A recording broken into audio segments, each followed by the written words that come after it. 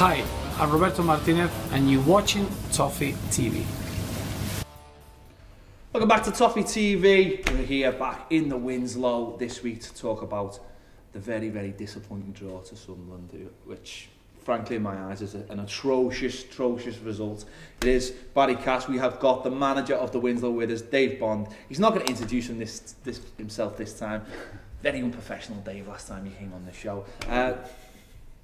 I'm gutted by this result. I really am. I'm gutted by it. You know, we've come off the back of a good result on Thursday night in the Europa League against Lille. Solid performance, not against the greatest side, but you know, we played the football, scored some good goals. Go up to Sunderland and you know, turn out this turgid performance. It's just a bit of a deja vu from Swansea.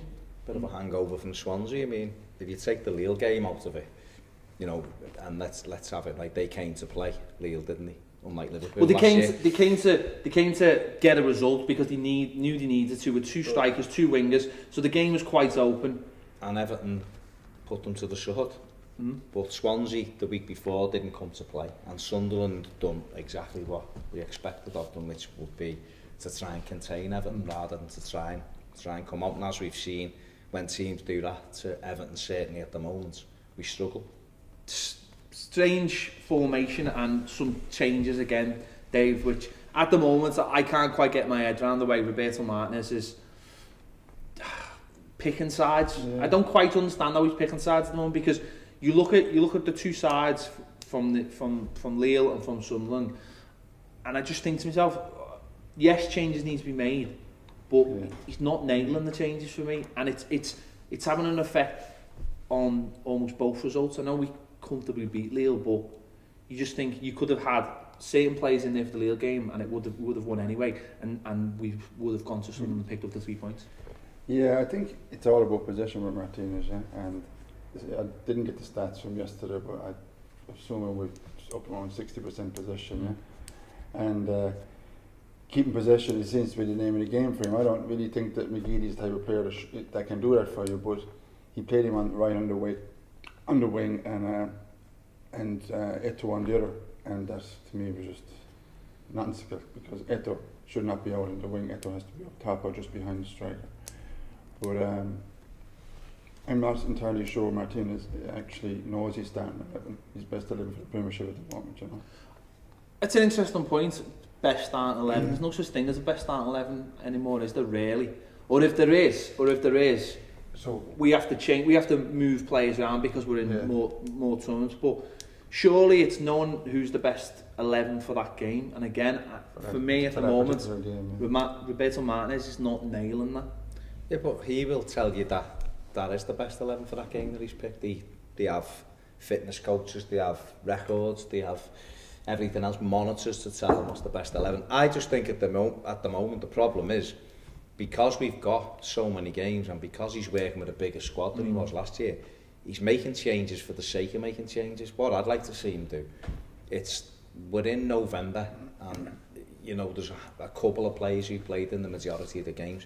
Players aren't tired, I'm not having it, refuse to have it. What I'd like to see him do is name the same 11 for about 3 games on the run, 4 games on the run, and get some rhythm. There's no rhythm. You mentioned that, and you look at someone like Gareth Barry, you know, he's played nearly every single game this season because he's a key component to the way we play. There aren't other players like him in the squad, so it's nailed down that he has to play like he did on Sunday when he was carrying a knock. And that's the ironic thing. He plays because he has to play, and has been, you know, a bit of a slow start due to fitness, I would say, more than anything else, but has got better and better and better because he's played every week. And you look at other players and they come in and they go out and there's a little bit of inconsistency, and that's for me where the team's fallen down. And as you just said, maybe it would be better if we just stuck to a principle of 11 and 12 players that are playing nearly every week in, week out. When they're in form, you leave them in. I think what you're trying to do is you're trying to get momentum. Football's all about momentum. So if you get on a win and run like we did last year, if you look back to 12 months ago, we were just on it. We were on a pretty good run around now. We hit some real good form, smashed a couple of teams, you know, scoring 4s and stuff here. And it was generally the same team every week. There was the odd Deulofeu would come in and like say, Pienaar or whatever it'd go out of. It'd just be the odd change, wouldn't it? Morales maybe it'd sit in or sit out. But in general, it was 9 of the same players, and Everton just got on a roll, on a roll. Obviously, we're in the Europa League this season, so there's got to be a bigger squad. But I just don't think we're playing well enough to keep saying we'll play this team on a Thursday, this team on a Sunday. The team changes from even Saturday to Saturday, or Saturday to Sunday. Even if we wouldn't have played Lille, it would have probably been 3 changes. And I think the danger with that is when you're trying to keep players happy to give them game time, people lose momentum. I'm going to bang on about it again because it happened earlier in the season. We beat Wolfsburg here with one of our most ruthless displays of attacking football. We had Crystal Palace on the Sunday and he left out Morales and Naismith. They were key components at that time.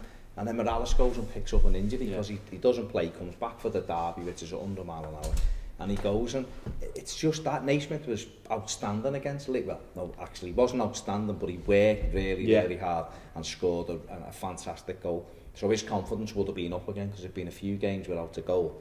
We go up to Sunderland where you know that it's going to be nitty-gritty and you're going to have to match them and get stuck in. And Naismith's sub. And you just think, is that the right decision?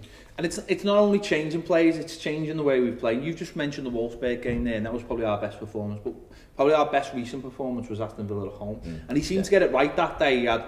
He had Ross Barkley right in the middle of the park where you want him. He had Naismith, you know, he had this little diamond almost playing up front, and it all seemed to fit in. Everyone seemed to play in the right places. Coleman bombing down the right, Baines bombing down the left, and everything seemed to work. And over the last few weeks, he's brought McGeady in on the right, and I can't quite understand that when you've got a player as good as Coleman. For me, that's stopping Coleman from playing.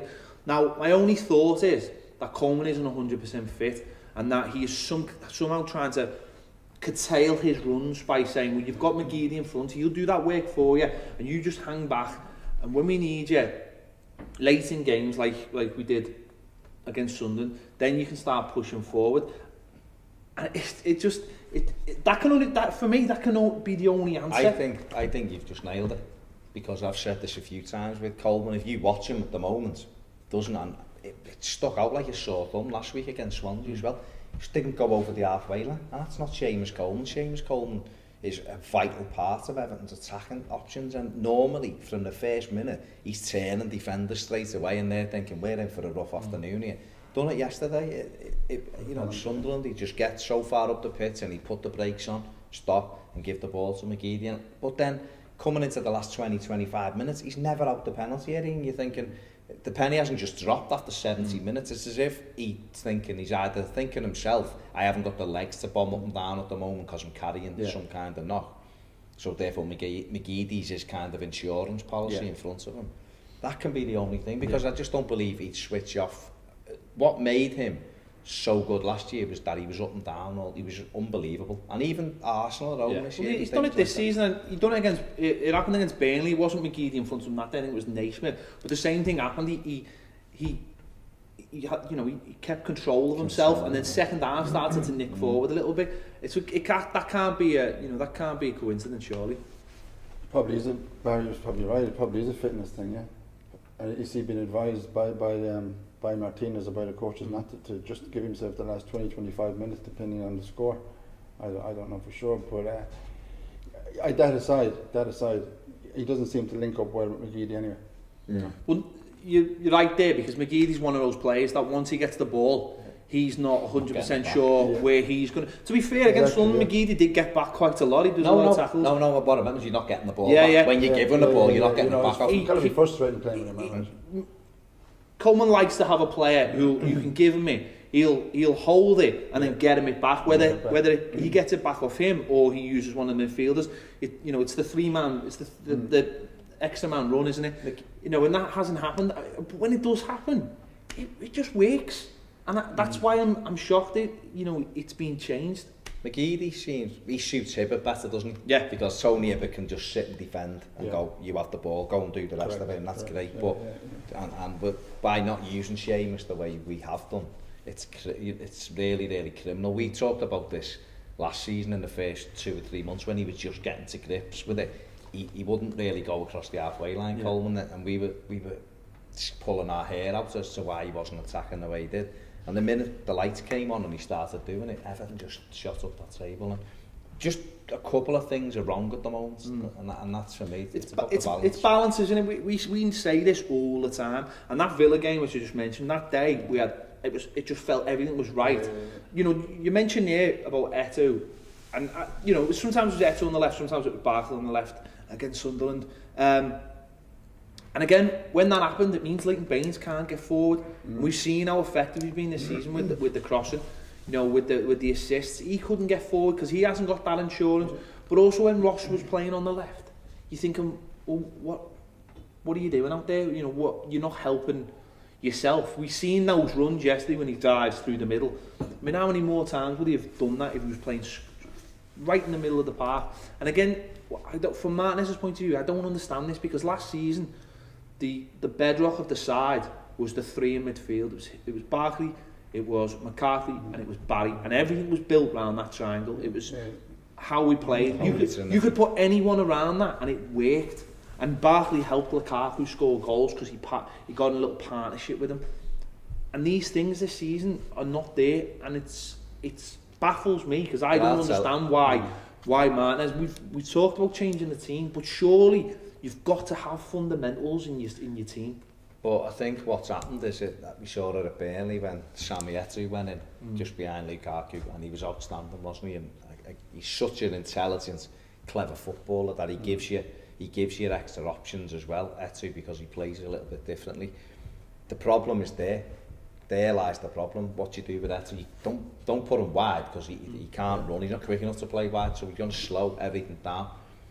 So you either play Ross off Lukaku for an hour, and then you see how it's going. If it's not working, then maybe put Eto'o in there, or you play Eto'o as your number 9, and you play Barkley just behind him.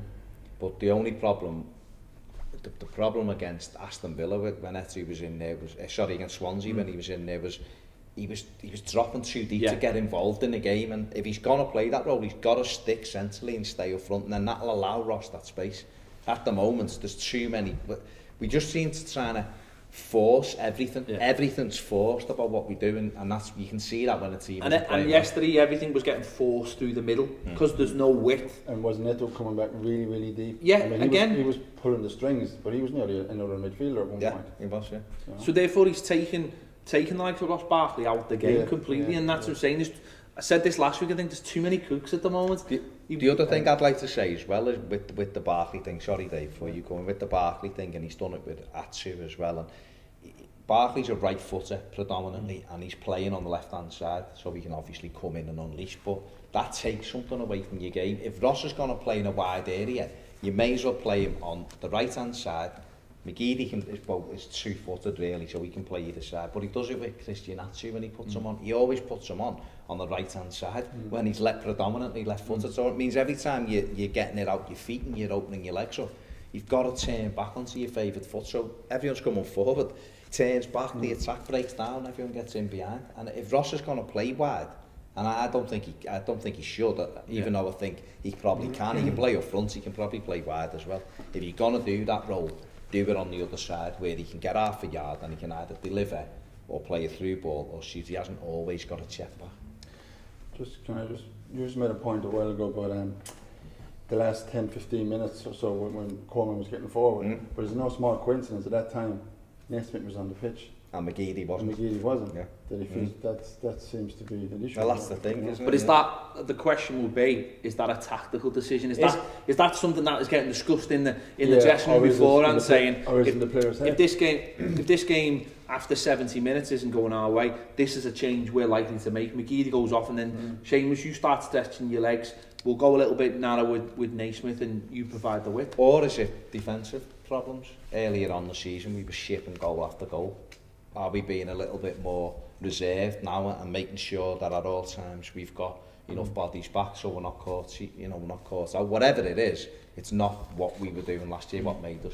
And it doesn't suit us. No, it doesn't suit us. I mean, we talked so much last season about the way Barry and McCarthy filled in for the full-backs, and we're always there, and that allowed the freedom.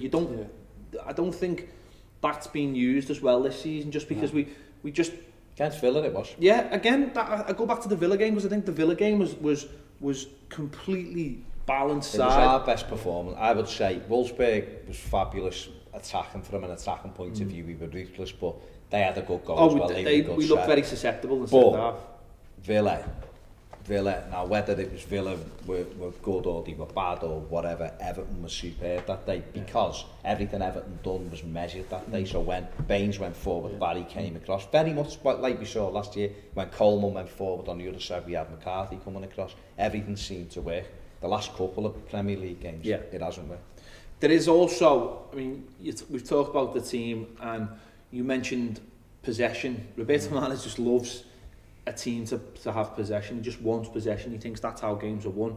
I don't necessarily think that's the whole case. I look at the league table at the moment and it is still very early, only a quarter in, but I look at the top six and I see teams that all have the ability to mix it up, and I think at times that's what Everton are lacking. Isn't the stat 78% of the time you win the possession, you win the match? Well, and that's what I think that's what he bases that's something I think Brendan Rodgers has mentioned a while ago. That's probably very true. But what we're seeing a counter reaction. I think since Barcelona become the dominant team in Europe, Real Madrid had to turn the tables. They had to flip it round, and now they're the best team in the world because they flipped it round. And that's what happens in football.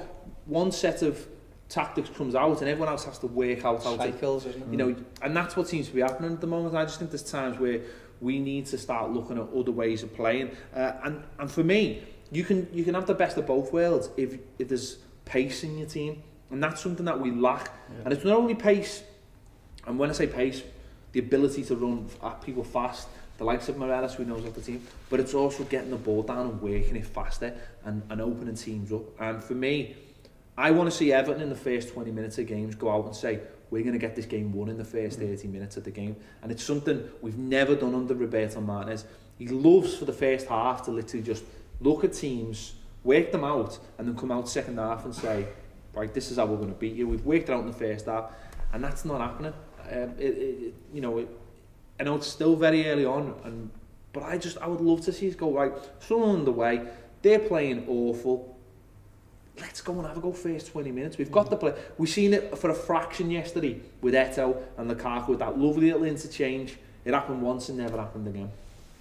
You made a point there about 78% of teams who 78% of the time you win the possession, you win the football match. I'd love to see the stats for Everton, because Everton have been dominating possession stakes for 2-3 seasons now, I think, and I'd love to see which games we've dominated that we've actually gone on to win.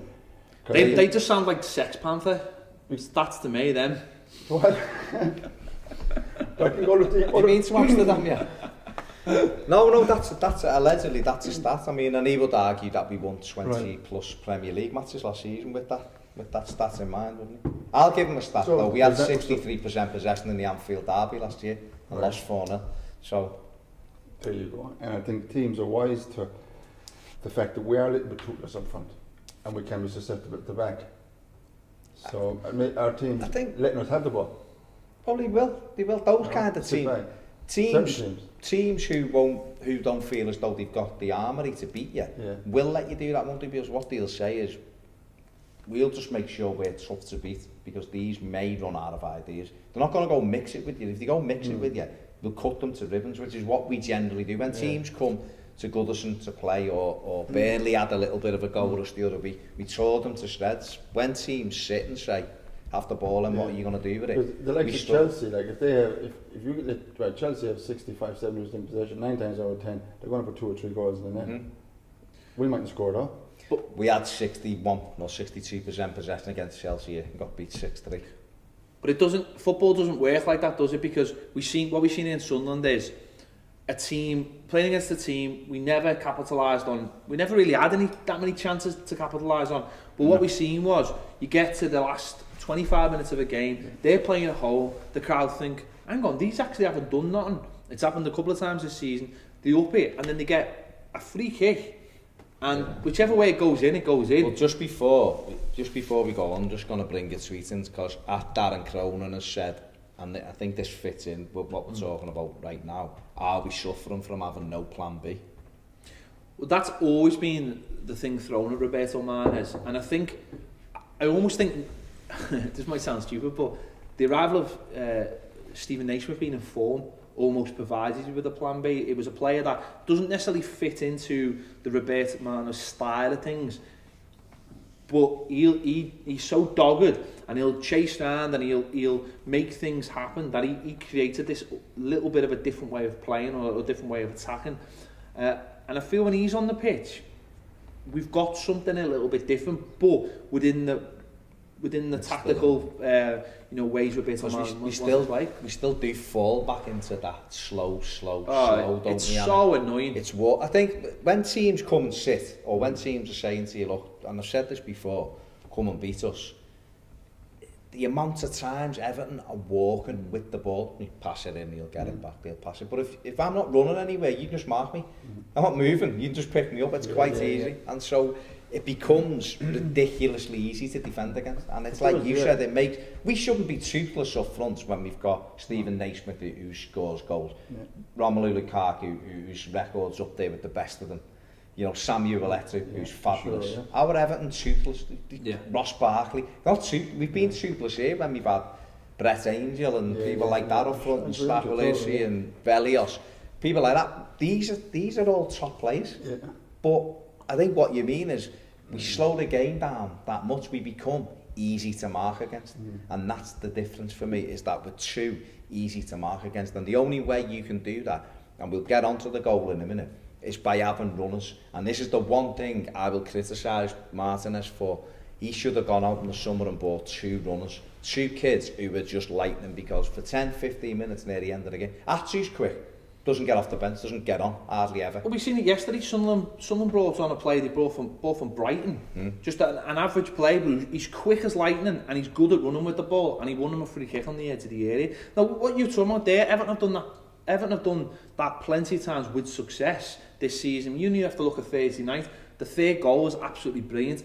Every single player touched the ball. It was worked from the keeper. It was slow, and then suddenly it went, and it quickened up really fast. That proves they can do it without a problem. We know they can do it. They can do it, but Lille didn't have 10 men behind the ball. No. They weren't stopping, going, like, do it to us here then. But what I'm saying is that we've proved we can do it. We're a good side. But we just don't do it enough. Very, very good side. Everton they're one of the top sides. There's no question about it. There's no question about it. What separates them from being a top side is they're not ruthless enough, and it's because of that. It's because of the slow, people refusing to take responsibility. We seen James McCarthy the other night. He's a phenomenal footballer. He's unreal. Here the other night, ball gets rolled across edge of the box to him first half. We're winning already. There's no pressure on him.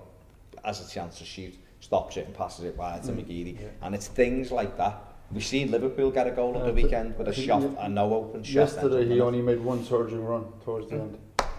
That was obviously, but he had a great game. But he was more defensive. But we need a little bit extra. Yeah, as I say, it's more of a frustration that all the things we're talking about, we've seen Everton do. We've seen them do. It's not like we're saying. It's not like we won it. It's not like we're saying, that we're talking about the fullbacks, because our fullbacks are brilliant. So we want to see them bombing up and down. You take that out and you think, why are you doing that? Why are you changing things around? We've got another couple here that will just fit them into this bit now. At Blue Monkey 1878, are we missing Deulofeu? I think we are. I think what we're missing is a player like Deulofeu. We've already spoke about it. When Morales plays, he gives you something that no one else can give in the team. Gives you a pace and a directness that changes games. And what Deulofeu did last season, I think we've mentioned this already, is that he'd come off the bench or he'd start games and you didn't have a clue what he was going to do. He's lightning fast, so therefore. And what I liked about Deulofeu is he didn't complicate things. He used to just knock it past the defender and just go and get it, and that's something I'm very critical of Atu about. He keeps it really close to him and tries to beat players with his dribbling speed. Now I'm afraid at this stage of his career and trying to get a career wherever that is, because so far to me he's never going to make it at Chelsea. No. If he can't make it at Everton, he's never going to make it at Chelsea. When you look at someone like Hazard who's got everything but is still very inconsistent when as a top player, he should be just saying, right, well, let's get the basics, let's knock it past and use my speed. And that's what I love about Deulofeu. run past and knock a ball in. No. Ironically, we've seen it last season at Sunderland. He done it all game, and he didn't even have a good game. But the one time he knocked it past the defender and just put a ball in the box, bounces off a Sunderland player, goes in, and the game's won. And sometimes that's all you need in football. You use the basic ingredients of what you're good at, and that can change games. So, do you know what? I think I'd go and get Deulofeu, whether it be in January or in the summer. He's not turning up any threes at Seville. He's not going to make it at Barcelona. I don't care what anyone says. He's not going to make it at Barcelona. They look for a higher calibre, and they look for a higher calibre at his age. I think he's one of those players. I think you'd either get another 12 months on loan out him, or you'd get him for about 6 or 7 million with an option for them to buy him back. They like that kind of thing, Barcelona. I think they'd say, yeah, go on, and then if he develops in 2 or 3 years, we'll come knocking. One more just on the formation before we go on to the thing. From Oviedo, baby. Don't know whether it's really Brian, I don't think so. But how do we fix our issue of Roberto Martinez trying to force Ross Barkley and Samuel Eto'o to work together in the same team? But I think you mentioned it before. You either just play Eto'o up front, or you play him in there and Ross can't play. And I just think that's ridiculous if you're going to do that. Ross Barkley is very much our present and very much our future. And I've said the team should be built around him. We didn't look the same team when he wasn't in it, and then we brought him back against Villa and suddenly looked like the Everton of last season, and then from then on I don't think he started one game in that original position. So this goes back to changing the team, having too many options than maybe you want. So it doesn't quite make sense to me. Eto'o has created a problem, is that every time he's played really well, and playing in that deeper role he's played really, really well, but mix it up a bit. I think we might need to change the formation. I think it might be that. If you play Barkley and Eto'o, means dropping Lukaku, because you'll have to play Eto'o more up top. Well, let's move on to Lukaku very, very quickly. I mean, yesterday wasn't his greatest performance, against Sunderland. I thought against Lille, I thought he had a good game. I thought his flick-offs for the first goal and for the third goal were exactly what you want from a centre-forward. He was very unlucky not to score himself. He was clearly onside in the second half of the goal, and that would have wrapped up a very, very good individual performance. And then he comes into this game, and everything he touches just bounces off him. The chance he had in the second half to go round the keeper, the first touch was horrendous and knocked it 2 yards away from him and give the keeper a chance. He still should have hit it. Yeah, again, even after he's had the bad touch, the keeper comes out and shows him the whole goal, and a confident Lukaku would have just. But what I mean is that bad touch has led him to make a decision not to shoot, or for whatever, a great shot and that's where he's good though. When he gets the defender in front of him, and then whatever does a trick and then has a dig. For whatever reason, it's not working. So maybe yesterday might have been a good chance to say, well, we're going to start Eto'o up front and play Barkley behind him, be a little bit more solid. I don't know. But he would argue he done that last week against Swansea. Yeah. He left them out and everyone said, why is he leaving Lukaku out? And then it didn't work. I think the problem is, when it's not working, you're looking for solutions. I think he had all the answers last year, Martinez. His substitutions last year were fantastic. We banged on about it all last year, how great he was. He seemed to know exactly what he needed to do to win a game. I think it's not really working this year in terms of the subs, but he's got problems that he hasn't been able to answer yet, whether that be the formation, whether it be the balance, whether it be players dipping, whether it be injuries. Can't deny that we've had some bad injuries for whatever reason. Things aren't got more to talk about. But it is all about balance, like you said. It's like a domino effect. If you have one player just throwing the whole balance out of sync, and possibly yesterday, that was McGeady, because McGeady, if Coleman just played devil's advocate, Coleman wasn't going forward because he didn't feel comfortable going forward with McGeady, and he sat back, take McGeady out of the picture, Naismith came on, there was more of a link up between the two.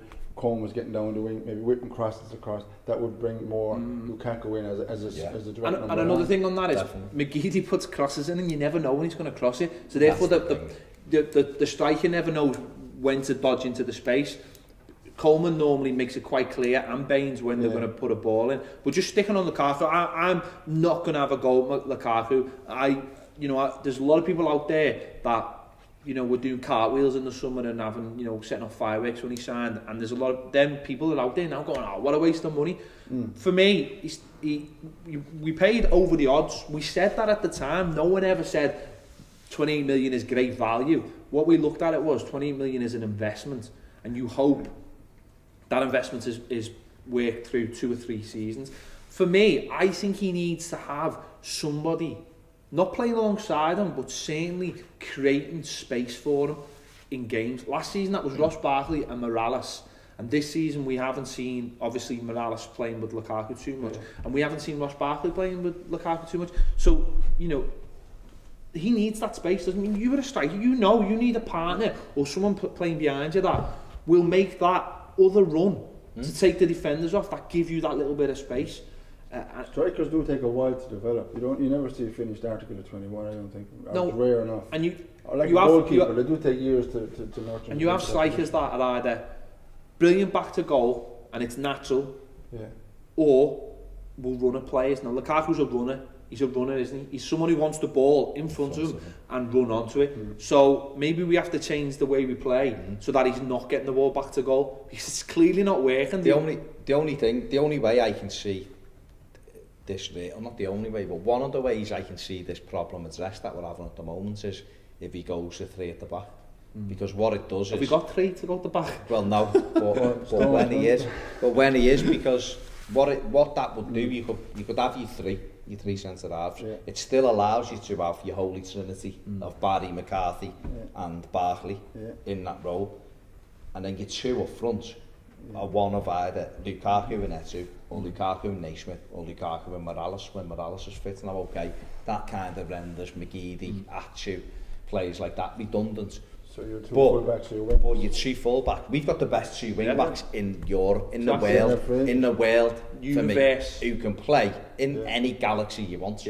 They can play 10 yards further up the pitch. If you've got 3. We had John Stones. We should be doing that, And we had Jags, and we had, I don't know whether this stand still does it, whether you ask Gareth Barry to go and sit back in the back 4, Gibson as a libero in front of the 2, whatever, any of that. We've got to start looking at possible other solutions, because the 4 and the 3-3 isn't working at the moment. And last season Lukaku was at his best when Ross Barkley was running at people and he was pulling into that space that Ross was pulling the defenders out, and he was pulling into that space, or when we were getting the ball wide and the ball was getting played in front of him to slide in, and that's when his bet. He's not a back to goal striker, so why we continue? But he's got, the thing is, you're spot on, like, but the thing is, in the way we play, he's got to become that back to goal. But at the same time, you want to see him. You want to see him running onto it. When do we put a through ball through to him? Exactly. So you've got to look at all the other aspects of the game. I think 2 big things for me, 2 important things are, A, he needs his dreadlocks back, because he looked more imposing. He looked more imposing when he had the dreadlocks. He did. End of story. Same for Pinar as well. That is woeful, Stephen, if you're watching. And the second thing is, we need Morales, Barkley and Lukaku all in the same team. Throw Eto in there as well if you want, but that's what we need. We need our most creative players on the pitch. The 2 full-backs have to be given, and they have to be given space. Forward. Have to be. There's not that much to talk about from the game, but obviously Barry, the goal. We'll talk about the goal in a minute. Let's talk about the Barry injury. The Barry injury. He got a knock from Thursday night. It was dodgy whether he was going to be playing anyway. He started him, and again, this goes back to we're looking at changing the team round, and you've got a player who might have an injury. He's in his mid-30s, yet he starts anyway, so that almost makes a mockery of squad rotation right there.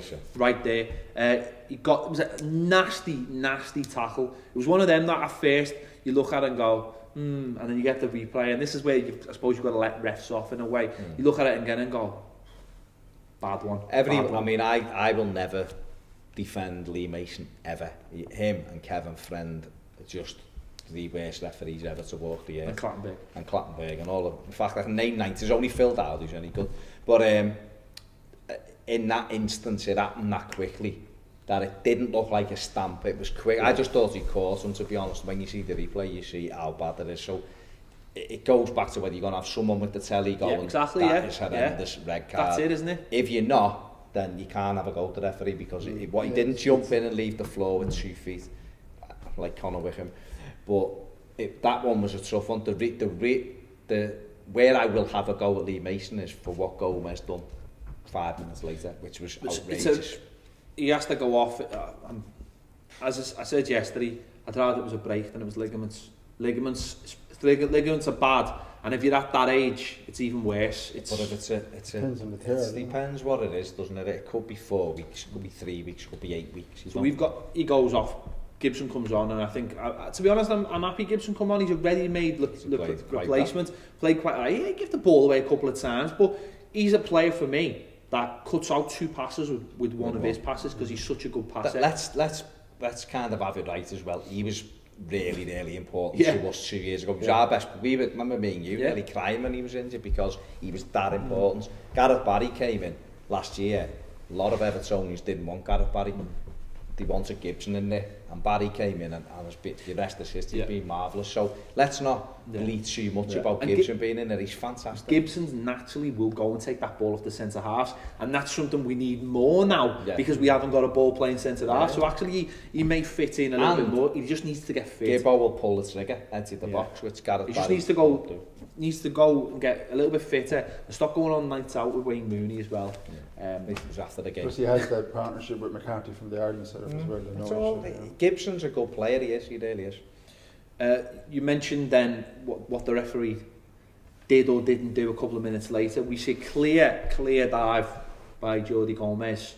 The referee knows it's a dive, sees it's a dive, and yet nothing happens. Doesn't stop the game, just lets it go on with it. But he knew it was a dive.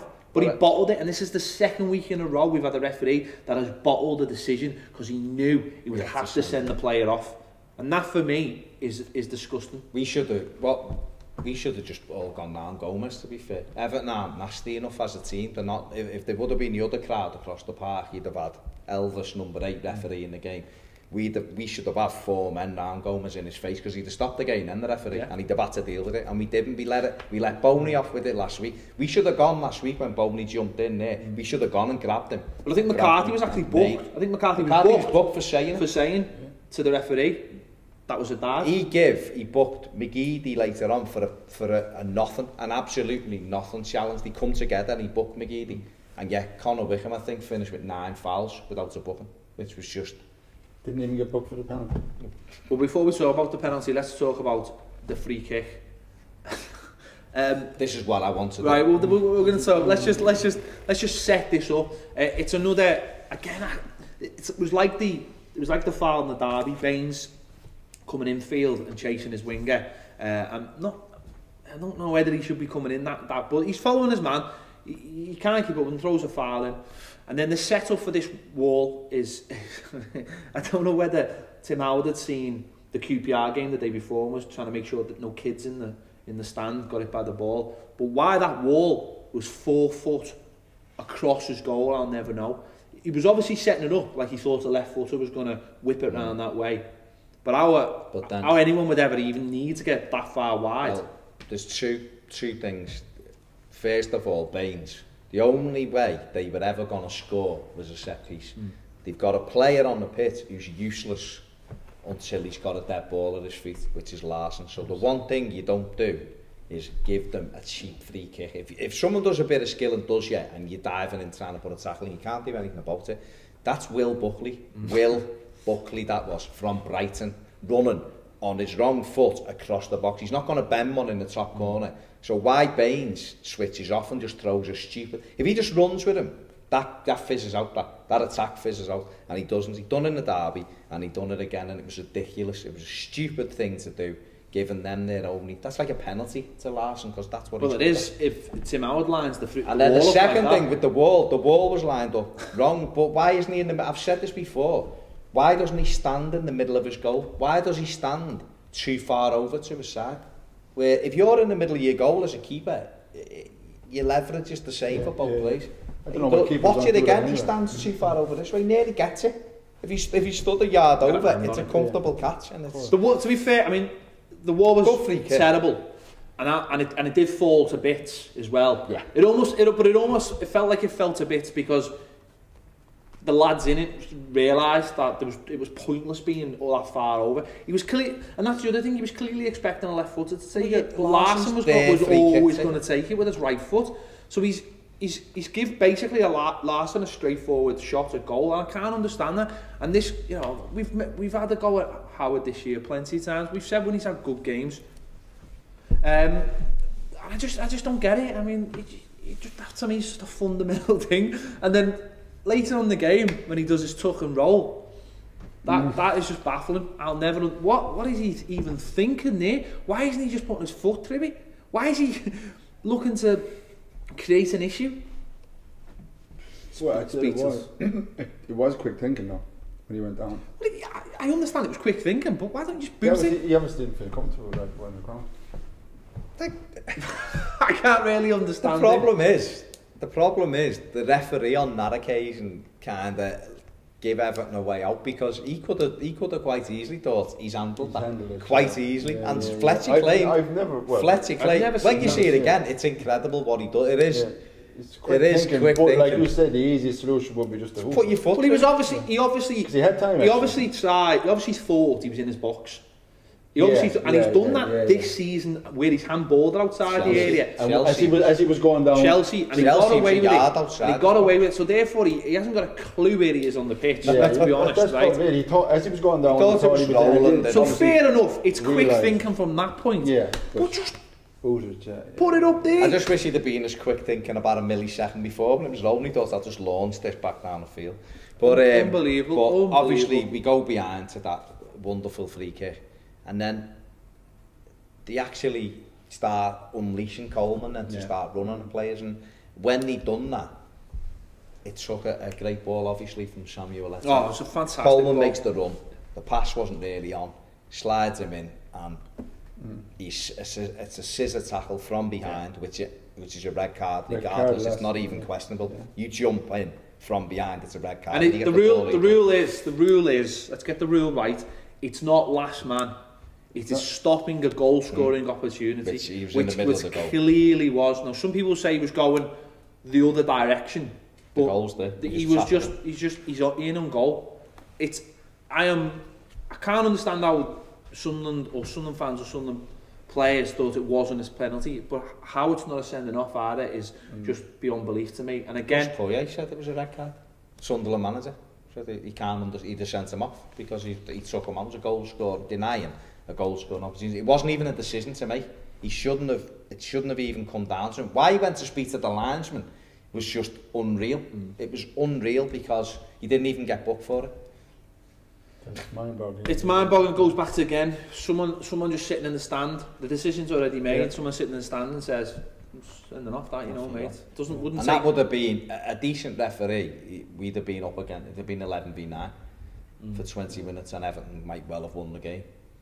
I mean, the week before, 11v10, Swansea killed the game. So whether or not it kind of killed the game, but I think look, Bain sticks probably the worst penalty he's ever taken in his life away. It was a terrible penalty. It was a nervous pen after because he'd missed his last one. But there's no real, even after that. You could see they went edgy after it. They thought these will go on here and beat us. That's how I felt looking at it. And Everton quickly got control of the game again, and we're passing it around. But again, it just seemed flat, as if there was no. And you go back to the setup of the penalty. Great vision by Eto'o, great running by Coleman, and that again, we're just not seeing enough of that. We're just not seeing enough of it. Coleman's the only person who really gives you that on the right hand side. We're just not seeing enough football that is pace. There's pace involved.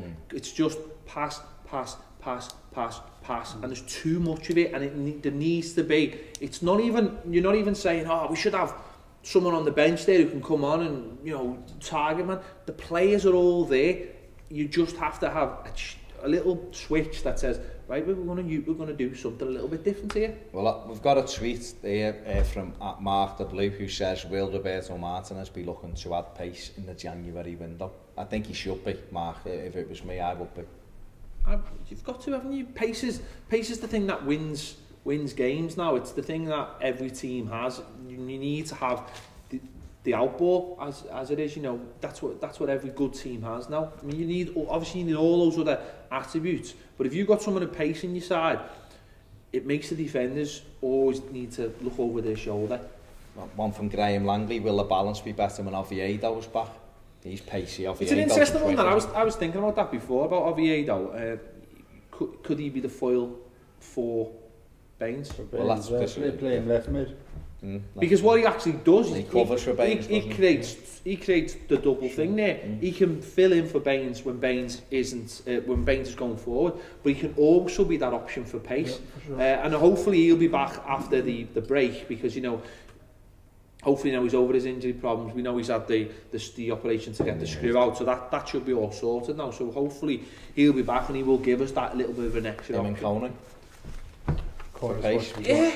Corner's up to Levante, isn't it? The funny thing about Coney is, if we ever see Coney again, if we ever see Coney again, Coney actually is more of a natural replacement for Lukaku.